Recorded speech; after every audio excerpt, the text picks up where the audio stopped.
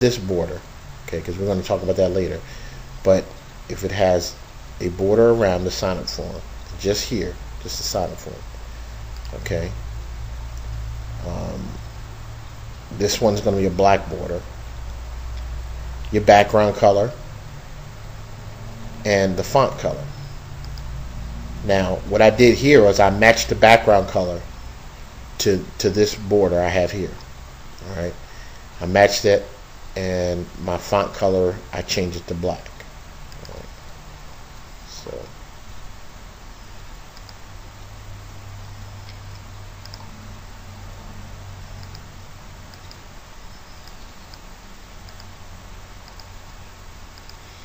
where you can change the color, okay?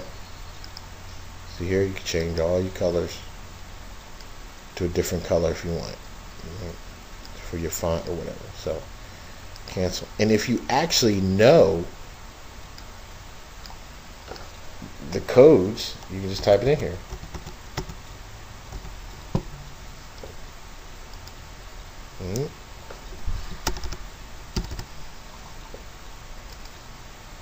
And I just happen to know these codes, but you can do a Google search on it, and those codes will come up. You can just do a Google HTML color codes, and you can find those codes. All right, so that's a way you can do it too.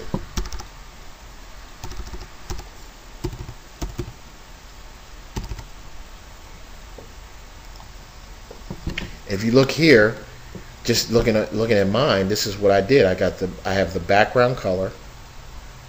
I'm sorry, the border color, the background color, and the font color.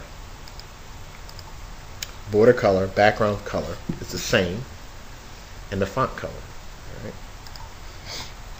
So there you have it. You hit next.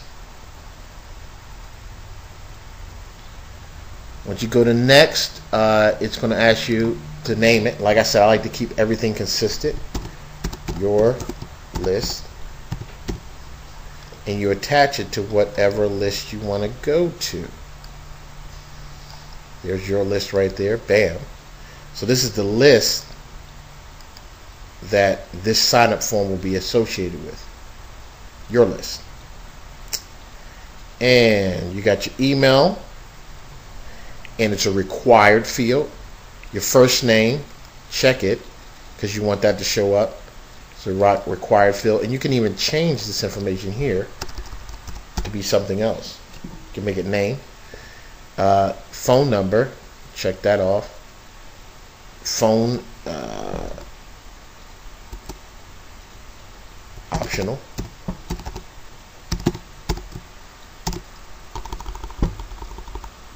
Because they don't have to put it in there. And see, I didn't make that a required field. Alright, so you got your email, you got your name, both required. Then the phone number is optional. And you could change the order of it. So let's say you wanted the phone number to come at the top. You could change the order and make that number 1. Right? Or whatever way you. Right, so. And you can add custom fields also. I'm not going to go over that right now. I'll go over that in a second. I think I'll be able to do that. Alright, so based off of this, once they fill out this information and hit this button, you might want to put in here where you want them to go after they click that button. What page do you want them to go to after they click that button? So you type that information here. And if they don't do something, they get an error message. The default error page that is automatically set up is this: we're sorry, oops, looks like we discovered an error in your new subscription request, so forth and so on. So they have to go back, and it will tell them what they didn't type in. You need a full email address or whatever. Alright, so I'm going to leave that blank, but you can put in the next page that you want them to go to after that, after they hit the send button.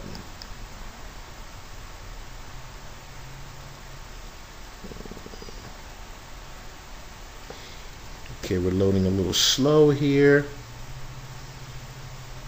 I think I hit it too many times. Alright, here we go. Publish your list. to your website. So this is your sign up form. All right. This right here, if you copy this and paste it into an HTML editor, you can't edit it. It comes in just like that. But this one right here is the one that you can edit. So select all, and I usually open up a notepad.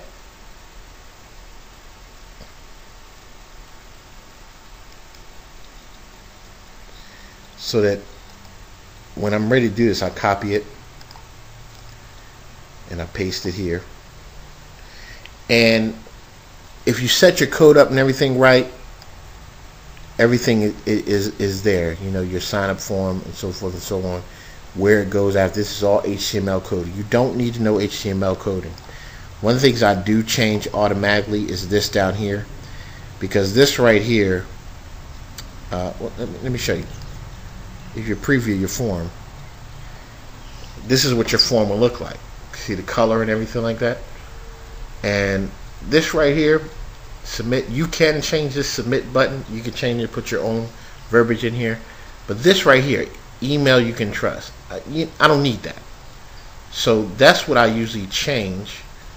It comes in right here at the bottom. It's the very, very bottom of my coding, because I copied and I pasted it here. The very bottom, it says email marketing you can trust. I will take that all out. Cut. All right, I'll take that out completely. So you won't see that when I set my form up. Case in point, you don't see that here. You don't see email you can trust. You don't see that, okay? Now this is you know, this is technical stuff, but this stuff that I'm going over, it will mean the difference between someone clicking and going into your second page and opting in and you getting their email address. I'm trying to tell you. All right. So you can't edit it here. Like I said, you can't edit it here. That's why I copy and paste it here, and I may save it so that you can know where to go and grab it later on. You can save it as your form or whatever like that. You know where to grab it later, so you can put it and paste it into your HTML code. Okay. All right. So we created a sign-in form. We did an autoresponder. We looked at how to create a message just to send out to your list. So we went through all the different sections here that you need to know in order to go to your next step if you want to create a lead capture page. And we're going to go through creating a lead capture page also, so that you can know how to do that. All right. Okay, cool. I think that we've gone through some good information here using this iContact setup. You should probably have a link in your email that you want to click on, in that link that'll take you here, because you can get 30 days free of using iContact. And it's cool. It's a great way to learn the system while you can even start making money from it while you're still learning the system and not paying for it. And it's not priced bad, so it's just a part of your tools that you use in order to set up your online marketing campaigns and so forth and so on. Okay, so that's that, and I'm signing off so that you know